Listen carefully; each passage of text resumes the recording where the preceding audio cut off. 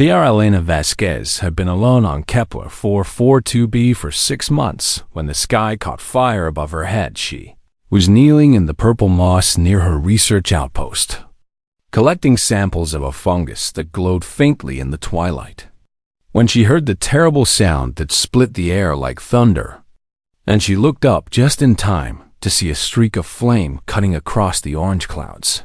The object fell fast and hard, leaving a trail of smoke behind it, and Elena watched it disappear beyond the ridge of hills to the east before she heard the crash that shook the ground beneath her knees. For a long moment, she did not move, and her heart pounded in her chest as she tried to understand what she had just witnessed. She was a xenobotanist, a scientist who studied alien plants on distant worlds, and she had chosen this remote assignment because she enjoyed the quiet and the solitude. But now something had fallen from the sky, and she knew she could not simply ignore it. Elena stood up and brushed the dirt from her knees and made a decision that would change everything. She grabbed her emergency pack from the outpost and started walking toward the smoke that rose in the distance, like a dark finger pointing at the heavens. The walk took her nearly an hour through unfamiliar terrain, and by the time she reached the crash site, the twin suns of Kepler 442b had begun to set, and the sky had turned a deep shade of crimson. What she found made her stop and stare in silence. A ship lay broken in the middle of a shallow crater, and it was unlike any vessel she had ever seen in her life, with curves and angles that seemed to flow into each other in ways that defied human engineering. And its hull was made of something that looked like polished bone mixed with metal that still glowed with fading heat. Elena approached slowly with her scanner held out in front of her, and the device beeped and chirped as it tried to make sense of what it was detecting. But the readings made no sense at all because the materials were completely unknown to human science. She found the entrance on the side of the ship where a section of the hull had torn away during the crash, and she climbed inside with her flashlight cutting through the darkness and the smoke. The smell hit her first, a strange mix of copper and flowers and something else she could not name. And then her light fell upon the bodies, and she had to cover her mouth to keep from crying out. 2 creatures lay tangled together in what had been the cockpit, and they were beautiful even in death, with scales that shimmered in shades of blue and gold and silver, and 6 limbs each that ended in delicate fingers, and faces that were almost human, but stretched and elegant, with large eyes that had gone dark forever. They had died protecting something, Elena realized, because their bodies were wrapped around a container made of the same bone-like material as the ship, and their arms were locked tight around it as if nothing in the universe could make them let go. Elena knelt beside them and whispered words of respect for the dead. And then she carefully moved their arms aside and lifted the container free. It was warm in her hands, warmer than it should have been. And when she found the release mechanism and opened the lid, she understood why the creatures had given their lives. Inside the container sat 7 eggs arranged in a perfect circle, each one about the size of a grapefruit and covered in the same shimmering scales as the adults. And 4 of them were cracked and cold and obviously dead, but 3 of them pulsed with a faint inner light and radiated gentle heat. Against her palms, Elena stared at the eggs for a long time as the weight of the moment pressed down upon her shoulders. She knew what protocol demanded in this situation, and protocol was very clear about what she should do next. She should report the crash to the Galactic Union immediately, and then secure the site and wait for authorities to arrive. And she should not touch anything or take anything or interfere in any way with alien remains. The authorities would take 6 weeks to reach this remote world, and by then the eggs would certainly be dead. Elena looked at the eggs, and she looked at the dead creatures who had given everything to protect them, and she made another decision that would change everything. She closed the container and held it against her chest and walked back to her outpost through the darkness with 3 alien lives depending entirely On her, the eggs began to crack on her third night back at the outpost. Elena had placed a container in her small greenhouse where the temperature was warm and stable, and she had been checking on the eggs every few hours and worrying constantly about whether she was doing the right thing. When she heard a sound like tapping coming from inside the container, she rushed to the greenhouse and opened the lid and watched with wide eyes as tiny cracks spread across the surface of the first egg. And then a piece of shell fell away and a small wet snout pushed through the opening. The hatchling that emerged was no bigger than her hand, and it was covered in scales that had not yet found their color. And it had 6 tiny limbs that waved weakly in the air. And when it opened its eyes for the first time, they were huge and golden, and they looked directly at Elena as if she was the most important thing in the universe. The hatchling opened its mouth and let out a chirp so small and so desperate that Elena felt her heart break into 1,000 pieces. She did not know what species this creature belonged to, and her database had no records that matched its biology, and she had no idea what it needed to eat or drink, or how warm it needed to be kept, or whether the air she breathed was poison to its lungs. She knew nothing at all, except one simple truth that mattered more than anything else. This tiny creature was hungry and alone and afraid, and she was the only one who could help. Elena reached into the container and lifted the hatchling gently in her hands, and it pressed its small body against her warmth and chirped again. And she made a promise to it without speaking a single word. She would not let it die alone in the dark on a world far from home.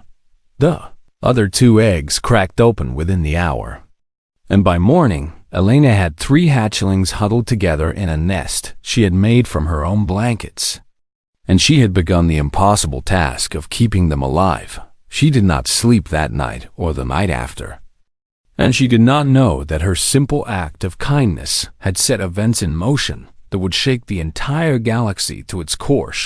She only knew that 3 small creatures needed her, and that was enough. The first week nearly killed them all. Elena had never worked so hard in her entire life, and she had never felt so helpless and so afraid, because no matter what she tried, the hatchlings grew weaker with each passing day. She started with the standard nutrient compounds that the Galactic Union provided for emergency xenobiological situations, the kind of generic protein mixtures that were supposed to work for most carbon-based life forms. But the hatchlings refused to eat them and turned their small heads away whenever she brought the food close to their mouths. She tried different temperatures and different textures and different combinations of amino acids and minerals, and she consulted every database she could access and ran every test her limited equipment allowed. But nothing worked, and the hatchlings continued to fade. By the 5th day, they had stopped chirping almost entirely, and their golden eyes had grown dull, and they lay in their nest of blankets barely moving while Elena sat beside them and fought back tears of frustration and exhaustion. She had not slept more than 2 hours at a time since they hatched, and her hand shook when she held the feeding tubes, and dark circles had formed under her eyes like bruises. But she refused to give up, because giving up meant watching 3 innocent creatures die in front of her. On the 6th day, she started talking to them, not because she thought they could understand her words, but because the silence had become unbearable. She told them about Earth and about the blue oceans and the green forests and the cities full of people. And she told them about her grandmother, who had raised her after her parents died in an accident. And she told them about the lullabies her grandmother used to sing when Elena was small and scared and could not sleep. The hatchlings seemed to listen, and their golden eyes would focus on her face whenever she spoke. And sometimes, the smallest one would make a soft clicking sound that might have been contentment or might have been nothing at all. On the 7th day, Elena made a desperate choice. She had been studying the native fungi of Kepler 442b for months, and she knew that some species contained complex proteins and nutrients that were unlike anything found on Earth. And she wondered if perhaps these alien hatchlings needed alien food. She took samples of the safest fungus she had cataloged, a purple species that grew in thick clusters near her outpost, and she boiled it into a thin broth and added calcium, supplements from her own medical kit, and a few drops of the nutrient compound the hatchlings had rejected before. The mixture looked terrible and smelled worse. But Elena had run out of options. She dipped her finger into the warm broth and held it near the mouth of the largest hatchling, the one she had started calling Soul in her mind because of the golden pattern forming on its scales. And she waited with her heart pounding in her chest. Saul opened his mouth and tasted the broth on her finger. And then his eyes went wide, and he lunged forward and began to lick her hand clean with a desperate hunger that made Elena laugh and cry at the same time. The other two hatchlings, Luna and Nova, smelled the food and began chirping loudly. And within minutes, all three of them were eating from small bowls that Elena filled again and again until their bellies were round and full. That night, Elena slept for 8 hours straight while the hatchlings curled up against her side. And when she woke up, they were stronger than they had been since the day they hatched. From that moment on, Elena dedicated herself entirely to caring for her three charges. She learned their sounds and their signals, the high trill that meant hunger, and the low rumble that meant they were cold, and the rapid clicking that meant they were happy and content. And she adjusted her entire life around their needs. She woke up at dawn to prepare their morning feeding, a mixture of fungus broth and supplements that she refined and improved each day. And she spent hours watching them explore the outpost on their small, unsteady legs while she took notes on their development and behavior. She sang to them every night before they slept, the same lullabies her grandmother had sung to her so many years ago, songs about stars and moons and distant shores. And the hatchlings would go completely still when she sang and stare at her face as if they were memorizing every note and every word. Weeks passed, and the hatchlings grew at an astonishing rate. Saul became the leader of the three, always the first to explore new areas of the outpost, and always the first to try new foods. And his scales developed a pattern of deep gold and bronze that seemed to glow in certain light. Luna was the careful one, the thinker who would observe everything before acting, and who seemed to understand things that her siblings did not. And her scales turned a beautiful silver blue that reminded Elena of moonlight on water. Nova was the playful one, always getting into trouble and always making Elena laugh with her antics. And her scales became a swirling mix of purple and green that shifted and changed depending on her mood. Elena loved them all equally and completely, and she could not imagine her life without them. She filed her reports to the Galactic Union every week as required, documenting the crash and the hatchlings and her decision to care for them. And she received acknowledgement messages that confirmed her reports had been received.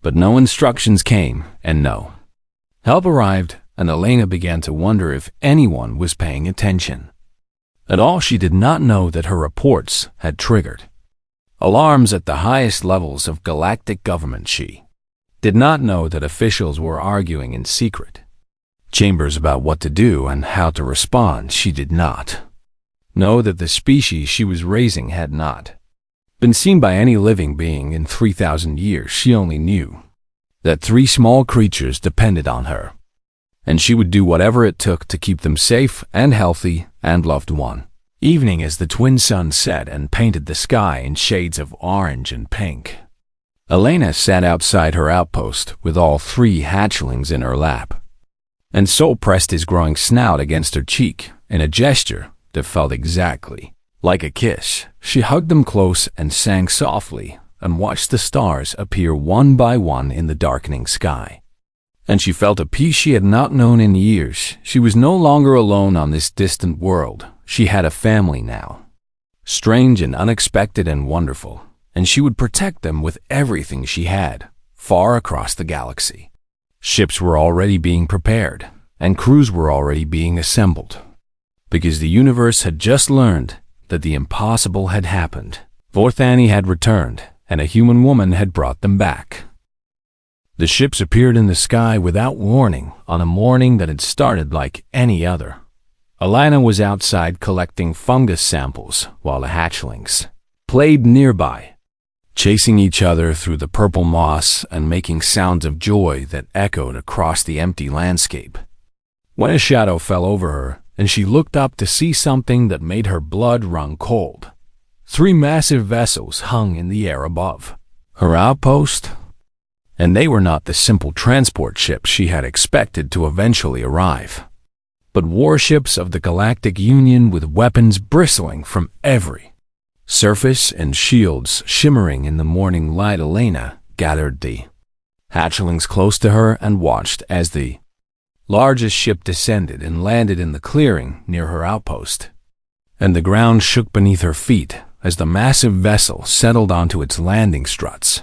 A ramp extended from the ship, and figures began to emerge, and Elena counted 12 armed soldiers in full combat armor before a different figure appeared at the top of the ramp and made its way down. This being was tall and thin, with skin the color of pale blue ice, and eyes that seemed to hold the depths of space itself. And it wore robes of silver and gold that marked it as someone of great importance. Elena had studied enough galactic politics to recognize the markings of a Union ambassador, and she felt fear twist in her stomach because ambassadors did not travel on warships to meet xenobotanists on remote worlds. The ambassador approached with the soldiers flanking it on both sides, and the hatchlings pressed against Elena's legs and made low warning sounds in their throats. The ambassador stopped 3 meters away and studied Elena with those deep space eyes. And then it looked at the hatchlings, and something changed in its expression. Something that might have been fear or awe or both at once. "Human," the ambassador said, through its translator device, and his voice was cold and sharp like breaking ice. "Do you understand what you have done?" Elena stood tall despite her fear and put her hands on the heads of Sol and Luna, while Nova hid behind her legs. "I saved 3 orphaned children," she said, and her voice did not shake even though her heart was pounding so hard she could feel it in her throat. "You saved 3 Vorthani." The word meant nothing to Elena, just a strange combination of sounds that her translator did not recognize. But she saw the way the soldiers shifted nervously at the name, and she saw how the ambassador's hands trembled slightly at its sides. "I do not know that word." Elena admitted the ambassador made a sound that might have been laughter or might have been disbelief. "Of course you do not, because your species is young and your knowledge is limited. But you have stumbled into something far beyond your understanding." The ambassador gestured for Elena to follow, and though everything in her wanted to refuse, she knew she had no choice. So she walked toward the outpost with the hatchlings following. Close behind her inside the outpost, the ambassador activated a holographic display and began to show Elena images and recordings that changed her understanding of the universe forever. The Vorthani, the ambassador explained, were the oldest known species in the galaxy, ancient beyond imagining, with a history that stretched back millions of years before the first humans ever walked on Earth. They had seeded life on thousands of worlds, guiding young species through their first steps toward civilization, teaching them to build and create and dream. And for countless ages, they had been the guardians and protectors of all intelligent life. But 5,000 years ago, the Vorthani had withdrawn from the galaxy without explanation, retreating to their hidden homeworld and cutting off all contact with the species they had once nurtured. Some said they had grown tired of the endless wars and conflicts the younger species seemed determined to wage against each other. Some said they had been disappointed by the failures and cruelties they had witnessed. Some said they had simply decided that the galaxy no longer deserved their guidance, whatever the reason. The Vorthani had become legends and then myths and then almost forgotten entirely. mentioned only in ancient texts and children's stories as beings of impossible power and wisdom. No living creature had seen a Vorthani in 3,000 years until now, the crashed ship. The ambassador continued, had been a sacred vessel carrying a mated pair of Vorthani on a pilgrimage through the stars. And they had been transporting something precious beyond measure. The first clutch of eggs their species had produced in over a century, the Vorthani were dying out, their population dwindling with each passing generation, their eggs failing to hatch more often than not. And this clutch had represented their last best hope for survival. 7 eggs had left the Vorthani homeworld. And now only 3 remained. 3 eggs that had hatched successfully under the care of a human woman who fed them fungus soup and sang them lullabies. Elena looked at the hatchlings, at Sol and Luna and Nova, who sat at her feet and watched her with their golden eyes full of trust and love. And she felt the weight of the universe settling onto her shoulders. Why did they survive? She asked quietly. The ambassador shook its head slowly. That is what everyone wishes to know. Because the Vorthani have tried everything to save their eggs, using technology far beyond anything we can imagine, employing the greatest minds of 1,000,000 worlds. And still their hatchlings die, but yours lived. Elena thought about the sleepless nights and the failed experiments, and the desperate moment when she had decided to try fungus broth because nothing else had worked. I did not do anything special, she said. I just tried to keep them alive, and that, the ambassador said, with something like wonder in its voice, may be exactly why you succeeded. The communication device on the ambassador's wrist beeped urgently, and the ambassador glanced at it and then looked back at Elena with an expression she could not read. The elder is coming, the ambassador said. Elder? What elder? A Vorthani elder, one of the few remaining members of their species, traveling faster than I believe possible to reach this world. Elena felt Sol press against her leg, and she reached down automatically to stroke his scales. And she wondered what would happen when this elder arrived. Would they take the hatchlings away from her? Would they blame her for interfering with alien children? Would they punish her for breaking protocol? She did not know the answers, but she knew one thing with absolute certainty. She would not let anyone harm her hatchlings, no matter how ancient or powerful they might be. She had made a promise to 3 small creatures on the night they hatched, and she intended to keep that promise no matter what the cost. The Vorthani elder would arrive soon, and Elena would face whatever came next with the same determination that had kept her going through all those long sleepless nights. She was a xenobotanist from a young species on a remote world. But she was also a mother now, and mothers did not abandon their children, not ever. The Vorthani elder arrived 3 days later in a ship that seemed to bend light. Around itself, Elena watched from outside her outpost as the vessel descended from the clouds. And unlike the warships of the Galactic Union, this craft was elegant and beautiful. Shaped like a teardrop made of living crystal that pulsed with colors she had no names for. Hatchlings stood beside her and made sounds she had never heard before, low musical tones that seemed to resonate in her chest.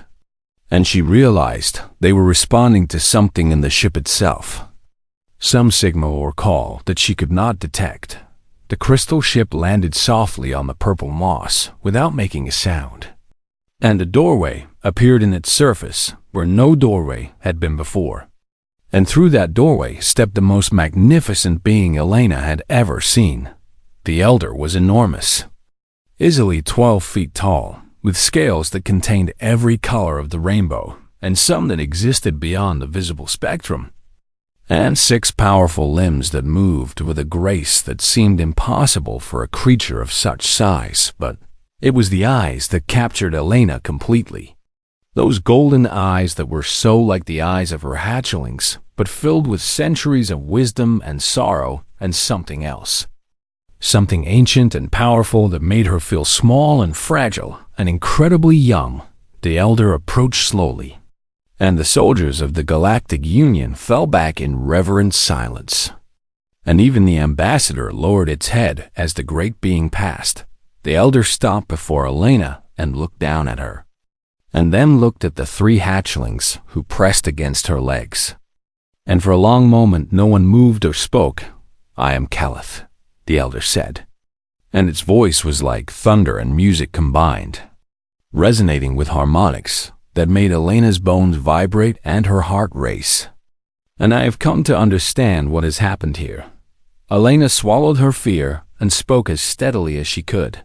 "My name is Elena Vasquez, and these are Sol and Luna and Nova, and I have been caring for them since the night they hatched." Caliph studied her with those ancient golden eyes.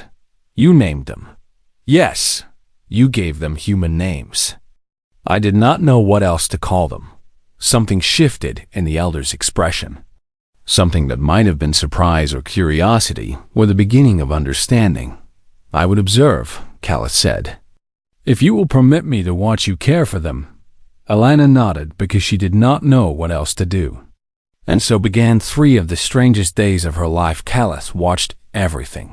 The elder watched Elena prepare the morning feeding, mixing the fungus broth with supplements and warming it to exactly the right temperature.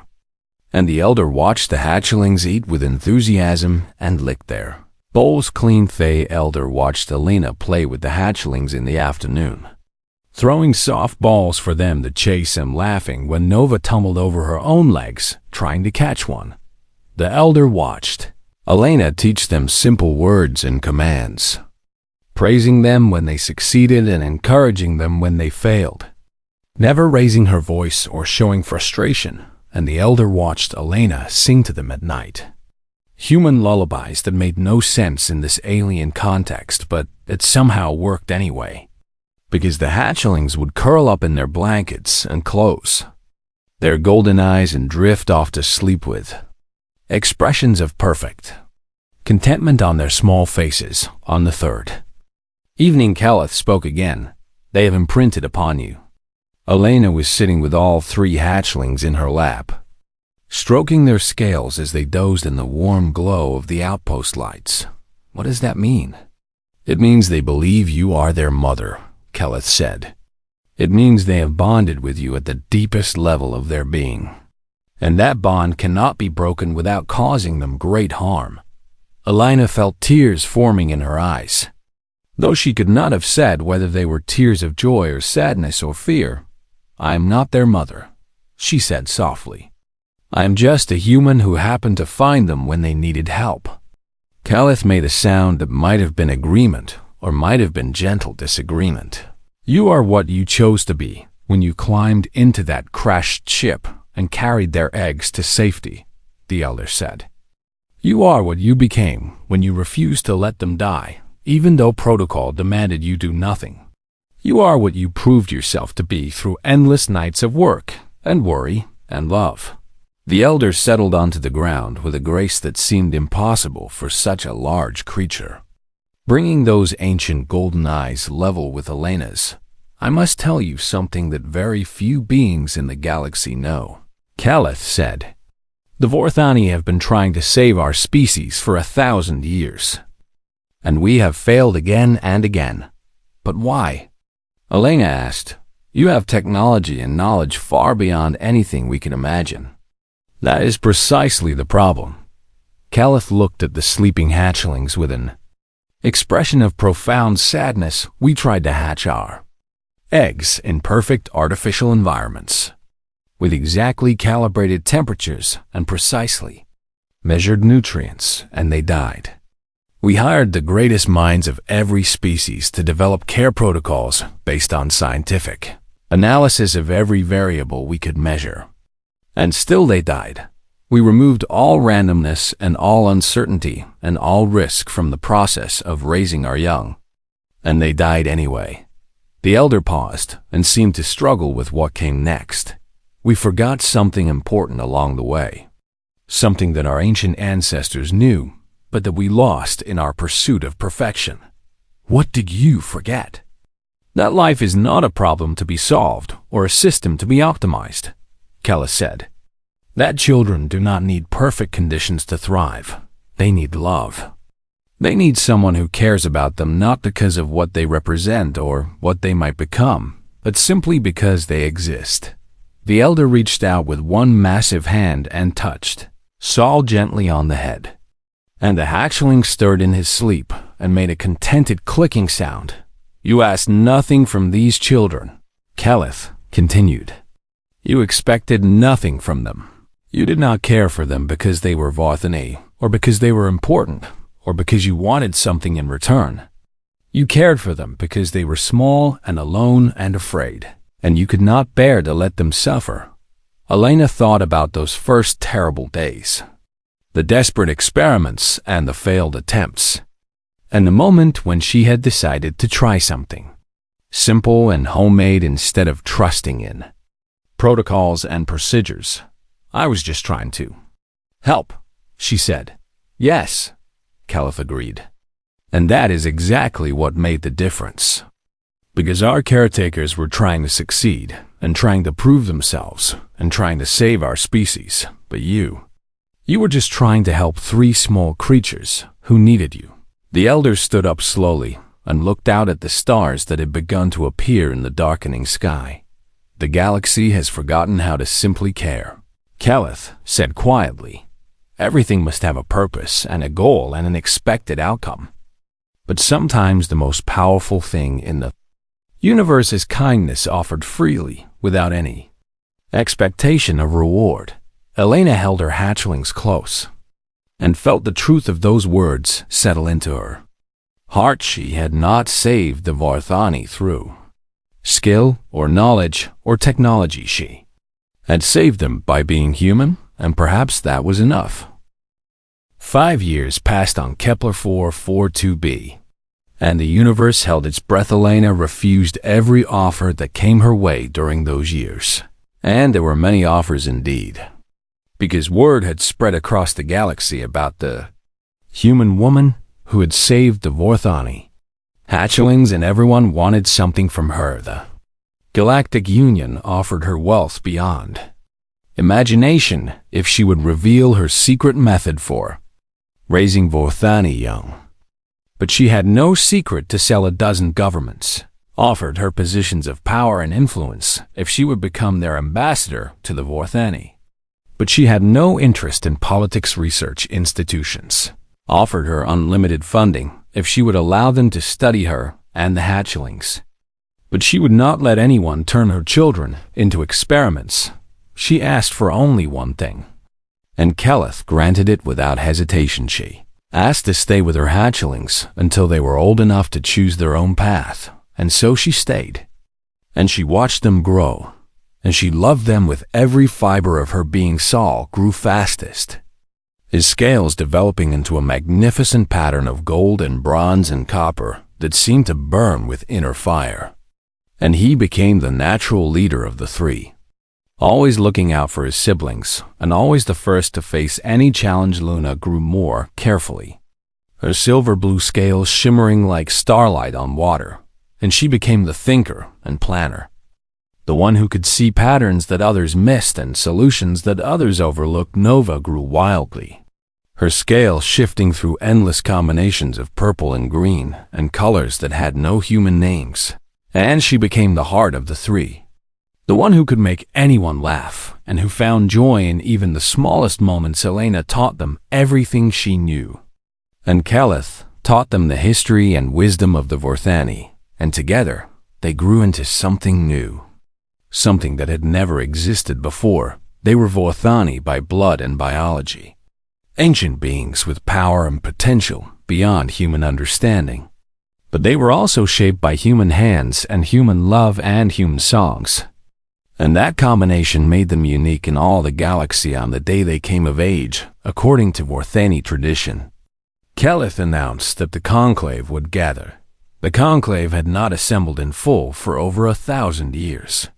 But the surviving Vorthani would come together, now to welcome 3 new members and to decide the future of their dying species.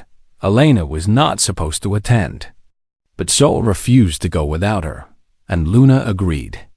And Nova made it clear that she would cause tremendous trouble if Elena was left behind.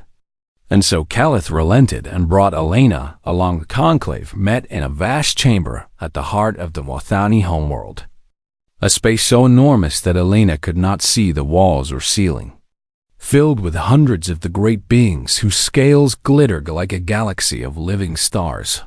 Elena stood in the observer's section with Keleth beside her, and she watched as her 3 children entered the center of the chamber and faced the assembled might of the most ancient species in existence.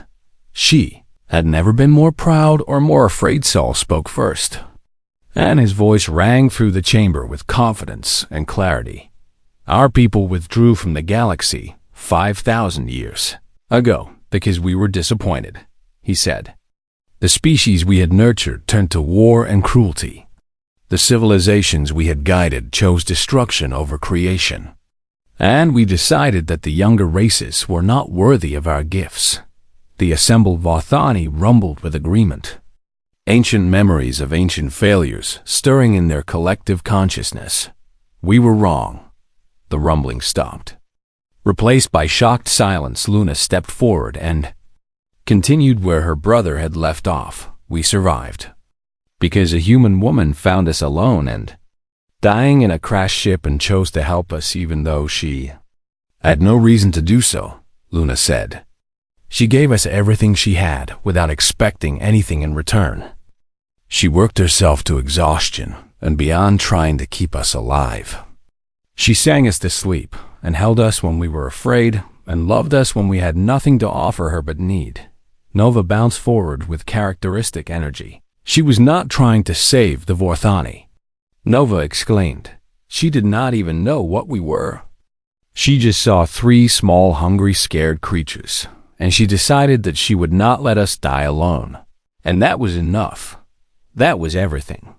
Because that simple human kindness accomplished what all our technology and wisdom could not.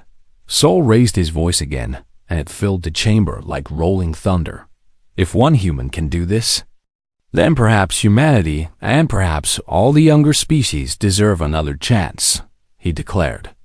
We propose that the Wathani end our isolation, not as gods returning to rule over lesser beings, not as guides coming to fix what is broken, but as partners, as equals, as members of a galactic community that we abandoned too soon. The conclave debated for 7 days and 7 nights, and Elena waited in a small room nearby and tried not to go mad with worry. On the 8th day, Keleth came to her with news that made her weep with joy. The vote had been unanimous. The Wathani would return to the galaxy, and they would return because of what Elena had done, and they would carry the memory of her kindness with them as a reminder of what truly mattered.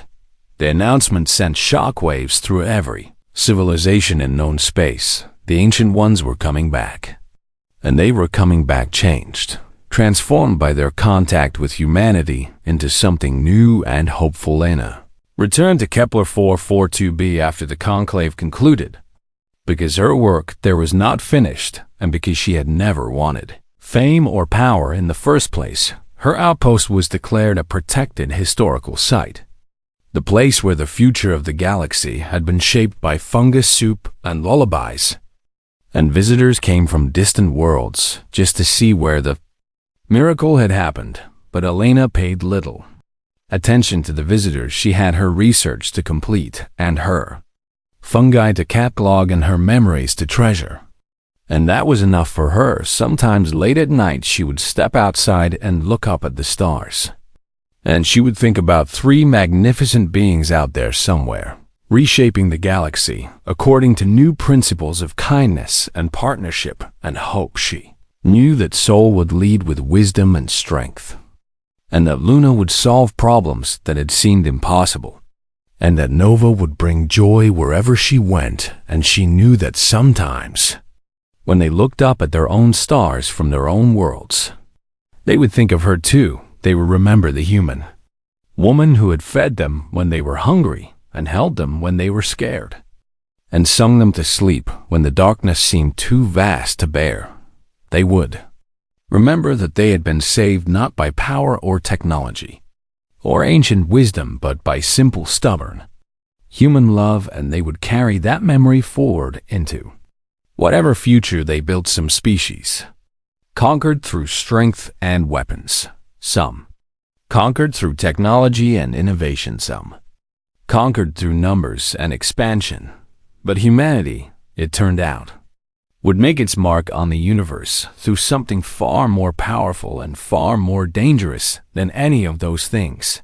Humanity would conquer through kindness, and the galaxy would never be the same.